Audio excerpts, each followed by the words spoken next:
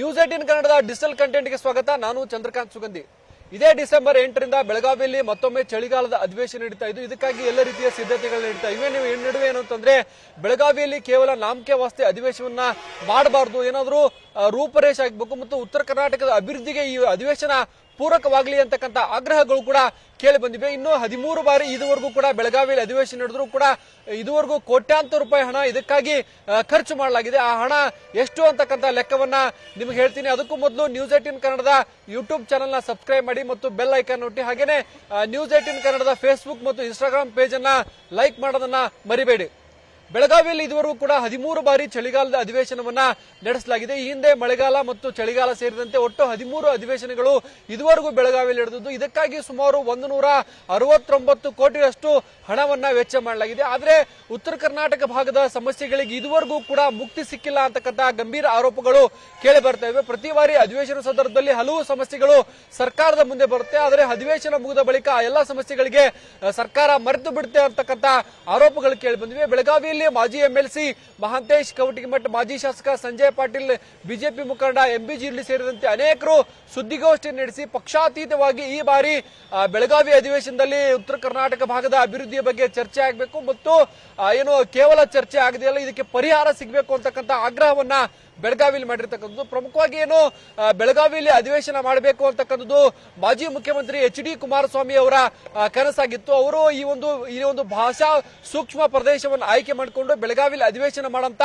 ದಿಟ್ಟ ನಿರ್ಧಾರವನ್ನು ಕೈಗೊಳ್ತಾರೆ. ಬಳಿಕ ಬಂದಂತಹ ಸರ್ಕಾರಗಳು ಬೆಳಗಾವಿಯಲ್ಲಿ ಸುವರ್ಣಸೌಧ ನಿರ್ಮಾಣ ಮಾಡಕ್ಕೆ ಸುಮಾರು 550 ಕೋಟಿಗೂ ಹೆಚ್ಚು ಹಣವನ್ನ ಖರ್ಚನ್ನ ಮಾಡ್ತಾರೆ. ಆ ಎಲ್ಲ ಖರ್ಚಿನ ಬಳಿಕ ಸುವರ್ಣಸೌಧ ನಿರ್ಮಾಣವಾಗಿ 12 ವರ್ಷಗಳಾದರೂ ಕೂಡ ಸುವರ್ಣಸೌಧಕ್ಕೆ ಇದುವರೆಗೂ ರಾಜ್ಯ ಮಟ್ಟದ ಕಚೇರಿ ಬಂದಿಲ್ಲ ಮತ್ತು ಉತ್ತರ ಕರ್ನಾಟಕದ ಶಕ್ತಿ ಕೇಂದ್ರ ಆಗುವಂತ ಯಾವುದೇ ಕೆಲಸಗಳಲ್ಲಿ ಆಗಿಲ್ಲ. ಕೇವಲ ಏನು ಬರೀ ಅಧಿವೇಶನಕ್ಕೆ 10 ದಿನಗಳ ಅಧಿವೇಶನಕ್ಕೆ ಮಾತ್ರ ಸುವರ್ಣಸೌಧ ಮೀಸಲಾಗಿರ್ತಕ್ಕಂಥದ್ದು. ಇದು ಆಗಬಾರ್ದು. ಬೆಳಗಾವಿ ಮತ್ತು ಉತ್ತರ ಕರ್ನಾಟಕದ ಅಭಿವೃದ್ಧಿಗೆ ಇದು ಪೂರಕವಾಗುವಂತಹ ಕಚೇರಿಗಳು ಇಲ್ಲಿ ಸ್ಥಾಪನೆ ಆಗಬೇಕು ಅಂತಕ್ಕಂಥದ್ದು ಪಕ್ಷಾತೀತವಾಗಿ ಈಗ ಬೆಳಗಾವಿಯಲ್ಲಿ ಆಗ್ರಹ ಕೇಳಿ ಬಂದಿದೆ. ಏನು ಕಳೆದ ವರ್ಷದ 10 ದಿನದ ಅಧಿವೇಶನಕ್ಕೆ ಸುಮಾರು 15 ಕೋಟಿ ರೂಪಾಯಿ ವೆಚ್ಚ ಮಾಡಲಾಗಿತ್ತು, ಆದರೆ ಈ ಬಾರಿ 10 ದಿನದ ಅಧಿವೇಶನಕ್ಕೆ 21 ಕೋಟಿ ರೂಪಾಯಿ ಖರ್ಚು ಮಾಡಕ್ಕೆ ಬೆಳಗಾವಿ ಜಿಲ್ಲಾಡಳಿತ ಸಿದ್ಧತೆಯನ್ನು ಮಾಡಿಕೊಂಡಿದೆ. ಇನ್ನು ಬರ್ತಕ್ಕಂಥ ಗಣ್ಯರಿಗಾಗಿ 3,000 ಕೊಠಡಿಗಳನ್ನ ಕಾಯ್ದಿರಿಸಲಾಗಿದೆ ಮತ್ತು ಪೊಲೀಸ್ ಟೆಂಟ್ಗಾಗಿ ಸುಮಾರು 5 ಕೋಟಿಗೂ ಹೆಚ್ಚು ಹಣವನ್ನ ಖರ್ಚು ಮಾಡಲಾಗಿರ್ತಕ್ಕಂಥದ್ದು. ಇಷ್ಟಾದರೂ ಕೂಡ ಉತ್ತರ ಕರ್ನಾಟಕದ ಪ್ರಮುಖವಾಗಿ ಬೆಳಗಾವಿಯ ರಿಂಗ್ ರಸ್ತೆ ಆಗಿರ್ಬೋದು ಮತ್ತು ಟೆಕ್ಸ್ಟೈಲ್ ಪಾರ್ಕ್ ಆಗಿರ್ಬೋದು ಮತ್ತು ಉತ್ತರ ಕರ್ನಾಟಕ ಭಾಗದಲ್ಲಿ ಒಂದು ವಿಮಾನ ನಿಲ್ದಾಣ ಆಗಬೇಕಂತ ಕನಸಿರ್ಬೋದು, ಮತ್ತೊಂದು ಕಡೆ ಏನು ಈ ಭಾಗದ ಕಳಸಾ ಬಂಡೂರಿ ಆಗಿರ್ಬೋದು, ಮತ್ತೊಂದು ಕಡೆ ಕೃಷ್ಣಾ ಮೇಲ್ದಂಡೆ ಯೋಜನೆಗೆ ಬೇಕಾದಂತ ಅನುದಾನ ಆಗಿರ್ಬೋದು, ಈ ಎಲ್ಲಾ ಯೋಜನೆಗಳ ಬಗ್ಗೆ ಈ ಒಂದು ಅಧಿವೇಶನದಲ್ಲಿ ಗಂಭೀರವಾಗಿ ಚರ್ಚೆ ಆಗಬೇಕು. ಏನು ಉತ್ತರ ಕರ್ನಾಟಕದ ಭಾಗದ ಚರ್ಚೆಗೆ ಕೊನೆಯ 2 ದಿನಗಳ ಅವಕಾಶ ಕೊಡ್ತಾರೆ. ಆ ಸಂದರ್ಭದಲ್ಲಿ ನಮ್ಮ ಭಾಗದ ಶಾಸಕರೇ ಈ ಬಗ್ಗೆ ಆಸಕ್ತಿಯನ್ನ ತೋರಿಸಲ್ಲ. ಇದಕ್ಕೆ ಮೊದಲ 2 ದಿನವೇ ಉತ್ತರ ಕರ್ನಾಟಕದ ಭಾಗಗಳ ಸಮಸ್ಯೆಗಳಿಗೆ ಏನು ಚರ್ಚೆಗೆ ಅವಕಾಶ ಕೊಡಬೇಕು ಮತ್ತು ಇದಕ್ಕೆ ಪರಿಹಾರ ಕೊಡಬೇಕು ಅಂತಕ್ಕಂಥ ಆಗ್ರಹಗಳು ಸದ್ಯ ಕೇಳಿ ಬರ್ತಕ್ಕಂಥದ್ದು. ಮತ್ತು ಉತ್ತರ ಕರ್ನಾಟಕ ಭಾಗದಲ್ಲಿ ಸದ್ಯ ಉತ್ತರ ಕರ್ನಾಟಕದ ಅಭಿವೃದ್ಧಿ ವಿಚಾರವಾಗಿ ಆಗ್ತಕ್ಕಂಥ ತಾರತಮ್ಯವನ್ನು ಮುಂದಿಟ್ಟುಕೊಂಡು ಪ್ರತ್ಯೇಕ ರಾಜ್ಯದ ಕೂಗು ಕೂಡ ಕೇಳಿ ಬರ್ತಾ ಇದೆ. ಅನೇಕ ಶಾಸಕರು ಪ್ರತ್ಯೇಕ ರಾಜ್ಯದ ಕೂಗಿಗೆ ಪತ್ರವನ್ನ ಕೊಡ್ತಕ್ಕಂಥದ್ದು. ಇದು ಕೂಡ ಈ ಒಂದು ಸರ್ಕಾರಕ್ಕೆ ಈ ಬಾರಿ ಬಿಸಿ ಮುಟ್ಸಕ್ಕೆ ಹೋರಾಟಗಾರರು ತೀರ್ಮಾನ ಮಾಡಿರ್ತಕ್ಕಂಥದ್ದು. ಬೆಳಗಾವಿಯಲ್ಲಿ 10 ದಿನದ ಅಧಿವೇಶನಕ್ಕಾಗಿ ಏನು ಈಗಾಗಲೇ 50ಕ್ಕೂ ಹೆಚ್ಚು ಸಂಘಟನೆಗಳು ಪ್ರತಿಭಟನೆ ಮಾಡಕ್ಕೆ ತೀರ್ಮಾನ ಮಾಡಲಿ. ಅದರಲ್ಲೂ ಪ್ರಮುಖವಾಗಿ ಕಬ್ಬು ಬೆಳೆಗಾರರ ತೂಕ ಮತ್ತು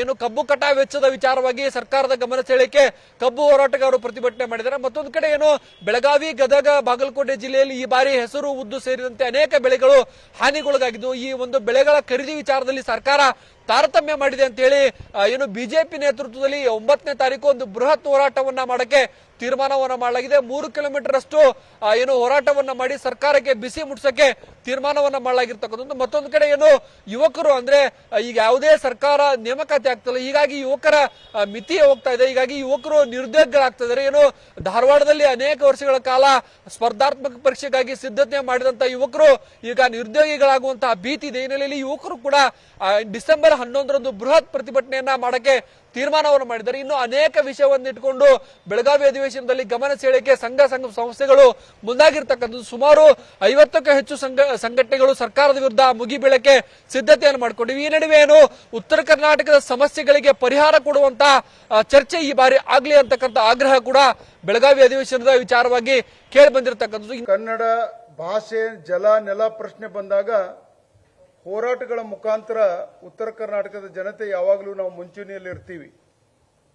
ಆದರೆ ಎಲ್ಲೋ ಒಂದು ಕಡೆ ಉತ್ತರ ಕರ್ನಾಟಕದ ಭಾಗ ಇಂದು ಸಹಿತ ಸಾಮಾಜಿಕವಾಗಿ, ಶೈಕ್ಷಣಿಕವಾಗಿ, ಆರ್ಥಿಕವಾಗಿ ಅಭಿವೃದ್ಧಿ ದೃಷ್ಟಿಯಿಂದ ದಕ್ಷಿಣ ಕರ್ನಾಟಕಕ್ಕಿಂತಲೂ ಸಹಿತ ಹಿಂದುಳಿದಿದೆ ಎಂಬ ಭಾವನೆ ನಮ್ಮದು. ಕಾರಣ ದಕ್ಷಿಣ ಕರ್ನಾಟಕ ಅಂದರೆ ಅಂದಿನ ಮೈಸೂರು ಪ್ರಾಂತ್ಯ ಮೈಸೂರು ಮಹಾರಾಜರಿಂದ ಆಳಲ್ಪಡ್ತಕ್ಕಂಥ ಒಂದು ಭಾಗ. ಅದು ಶಿಕ್ಷಣ ಆಗಿರ್ಬೋದು, ಆರೋಗ್ಯ ಆಗಿರ್ಬೋದು, ಎಲ್ಲ ವಿಚಾರದಲ್ಲಿ ಮೈಸೂರು ಭಾಗ ನಮ್ಗಿಂತ ಮುಂದುವರೆದ ಭಾಗ ಆಗಿದೆ. ಅದಕ್ಕಾಗಿಯೇ ಪ್ರಾದೇಶಿಕ ಅಸಮತೋಲನ ನೀಗಬೇಕನ್ನೋದು ನಮ್ಮೆಲ್ಲರ ಬೇಡಿಕೆ. ಅನೇಕ ಹೋರಾಟಗಳು ಇವತ್ತು ನಡೀತಾ ಇವೆ. ಅದು ಬೈಲೊಂಗಲ್ ಆಗಿರ್ಬೋದು, ಗೋಕಾಕ್ ಆಗಿರ್ಬೋದು, ಚಿಕ್ಕೋಡಿ ಆಗಿರ್ಬೋದು.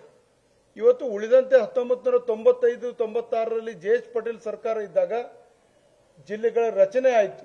ಆದರೆ ಎಲ್ಲೋ ಒಂದು ಕಡೆ ಬೆಳಗಾವಿ ಸಹಿತ ಇವತ್ತು 18 ವಿಧಾನಸಭಾ ಕ್ಷೇತ್ರಗಳನ್ನ ಹೊಂದಿ ಭೌಗೋಳಿಕವಾಗಿ ಅತ್ಯಂತ ದೊಡ್ಡ ಜಿಲ್ಲೆ ಆಗಿರ್ತಕ್ಕಂಥ ಬೆಳಗಾವಿ ಜಿಲ್ಲೆ ಇವತ್ತು ಜಿಲ್ಲಾ ಪುನರ್ವಿಂಗಡಣೆ ಆಗಿಲ್ಲ. ಜಿಲ್ಲಾ ಪುನರ್ವಿಂಗಡಣೆ ಆದಾಗ ಮಾತ್ರ ಆಡಳಿತ ಜನರ ಮನೆ ಬಾಗಿಲಿಕ್ಕೆ ಹೋಗಲಿಕ್ಕೆ ಸಾಧ್ಯ ಇದೆ ಅಂತಕ್ಕಂಥ ಮಾತನ್ನು ಸಹಿತ ಈ ಸಂದರ್ಭದಲ್ಲಿ ಹೇಳ್ತಾ, ಇವತ್ತಾದರೂ ಸರ್ಕಾರ ನಾಳೆ ನಡೆತಕ್ಕಂಥ ಅಧಿವೇಶನದಲ್ಲಿ ಜಿಲ್ಲೆಗಳ ಘೋಷಣೆ ಮಾಡಬೇಕು ಅಂತಕ್ಕಂಥ ಒತ್ತಾಯವನ್ನ ನಾನು ಮಾಡ್ತಾ ಇದ್ದೀನಿ. ವೈಜ್ಞಾನಿಕವಾಗಿ ಮಾಡಲಿ, ಜಾಗ್ರಫಿಕಲಿ ವಿಚ್ ಇಸ್ ರೈಟ್, ದಯವಿಟ್ಟು ಅದನ್ನು ಮಾಡಬೇಕಂತಕ್ಕಂಥ ಒತ್ತಾಯವನ್ನ ಈ ಸಂದರ್ಭದಲ್ಲಿ ಮಾಡ್ತಾ, ಬೆಳಗಾವಿ ನಗರಕ್ಕೆ ಮೂಲಭೂತ ಸೌಕರ್ಯ ಕೊಡಬೇಕಂತಕ್ಕಂಥ ಹಿನ್ನೆಲೆಯಲ್ಲಿ ಹಿಂದೆ ಯಡಿಯೂರಪ್ಪನವರು ಮುಖ್ಯಮಂತ್ರಿ ಇದ್ದಂಥ ಸಂದರ್ಭದಲ್ಲಿ ವಿಶೇಷ ಅನುದಾನಗಳನ್ನು, ನೂರಾರು ಕೋಟಿ ರೂಪಾಯಿಗಳ ಅನುದಾನವನ್ನು ಕೊಡ್ತಾ ಬಂದಿದ್ರು. ಆದರೆ ಬೆಳಗಾವಿ ನಗರಕ್ಕೂ ಸಹಿತ ಇಂಥ ಅಭಿವೃದ್ಧಿ ವಿಚಾರದಲ್ಲಿ ವಂಚನೆ ಆಗಿದೆ ಅಂತಕ್ಕಂಥ ಮಾತನ್ನ ಈ ಸಂದರ್ಭದಲ್ಲಿ ಹೇಳ್ತಾ, ಬೆಳಗಾವಿ ಜಿಲ್ಲೆಯಲ್ಲಿ ಹರಿಯುವ ಪ್ರಮುಖ ನದಿಗಳಾಗಿರುವ ಕೃಷ್ಣ, ದೂಧಗಂಗಾ, ವೇದಗಂಗಾ, ಘಟಪ್ರಭಾ ಮತ್ತು ಮಲಪ್ರಭಾ ಈ ಪ್ರವಾಹದಿಂದ ತೊಂದರೆಗೊಳಗಾಗತಕ್ಕಂಥ ಪ್ರತಿ ವರ್ಷ whenever it rains in Maharashtra we get floods. ಆದರೂ ಸರ್ಕಾರ ಕೇವಲ 10 ದಿನಗಳ ಮಾತ್ರ ಸೀಮಿತವಾಗಿದೆ. ಬೆಳಗಾವಿಯಲ್ಲಿ ಒಂದು ಕಾರ್ಯದರ್ಶಿ ಮಟ್ಟದ ಕಚೇರಿಯನ್ನ ಶಿಫ್ಟ್ ಮಾಡಬೇಕು. ಇಲ್ಲಿನ ಸಮಸ್ಯೆಗಳಿಗೆ ಸರ್ಕಾರದ ಮಟ್ಟದಲ್ಲಿ ಪರಿಹಾರ ಆಗ್ತಕ್ಕಂಥದ್ದು. ಕೆಲವು ಕಲ್ಯಾಣ ಕರ್ನಾಟಕ ಭಾಗದ ಅಲ್ಲಿ ಯಾವ ರೀತಿ ಕಾರ್ಯದರ್ಶಿ ಮಟ್ಟದ ಕಚೇರಿ ಆಯಿತು, ಅದೇ ರೀತಿ ಬೆಳಗಾವಿಯಲ್ಲಿ ಕಚೇರಿ ಶಿಫ್ಟ್ ಆಗಬೇಕು. ಮತ್ತು ಈ ಹಿಂದೆ ಬೆಂಗಳೂರಿನಲ್ಲಿದ್ದಂತಹ 10 ಕಚೇರಿಯನ್ನ ಶಿಫ್ಟ್ ಮಾಡಕ್ಕೆ ಸರ್ಕಾರ ಏನು ಆದೇಶ ಹೊರಡಿಸಿತ್ತು, ಆ ಎಲ್ಲ ಆದೇಶಗಳು ಇಂಪ್ಲಿಮೆಂಟ್ ಆಗಬೇಕು ಅಂತಕ್ಕಂಥ ಆಗ್ರಹ ಕೇಳಿ ಬಂದಿದೆ. ಇದುವರೆಗೂ 170 ಕೋಟಿಗೂ ಹೆಚ್ಚು ಹಣ ಖರ್ಚಾದ್ರೂ ಬೆಳಗಾವಿ ಮತ್ತು ಉತ್ತರ ಕರ್ನಾಟಕ ಭಾಗದಲ್ಲಿ ತಾರತಮ್ಯ ಆಗಿದೆ ಅಂತಕ್ಕಂಥ ಒಂದು ಕೂಗಿದೆ. ಅದನ್ನ ಹೋಗಲಾಡಿಸುವ ನಿಟ್ಟಿನಲ್ಲಿ ಸರ್ಕಾರ ಈ ಬಾರಿ ದಿಟ್ಟ ಹೆಜ್ಜೆ ಇಡಬೇಕಿದೆ. ನಿರ್ಭೀತ, ನಿಷ್ಪಕ್ಷಪಾತ, ವಿಶ್ವಾಸಾರ್ಹ ಸುದ್ದಿಗಳಿಗೆ ಮತ್ತೊಂದು ಹೆಸರಾಗಿರೋ ನ್ಯೂಸ್ 18 ಕನ್ನಡ ಈಗ ಆಪ್ನಲ್ಲೂ ಲಭ್ಯ ಇದೆ. ದಯವಿಟ್ಟು ಇಲ್ಲಿರೋ QR ಕೋಡ್ ಅನ್ನ ಸ್ಕ್ಯಾನ್ ಮಾಡಿಕೊಂಡು ಆಪ್ ಡೌನ್ಲೋಡ್ ಮಾಡೋದಕ್ಕೆ ಮರಿಬೇಡಿ. ನಿಮ್ಮ ಬೆಂಬಲ ಹೀಗೆ ಸದಾ ನಮ್ಮೊಂದಿಗಿರಲಿ. ಧನ್ಯವಾದ.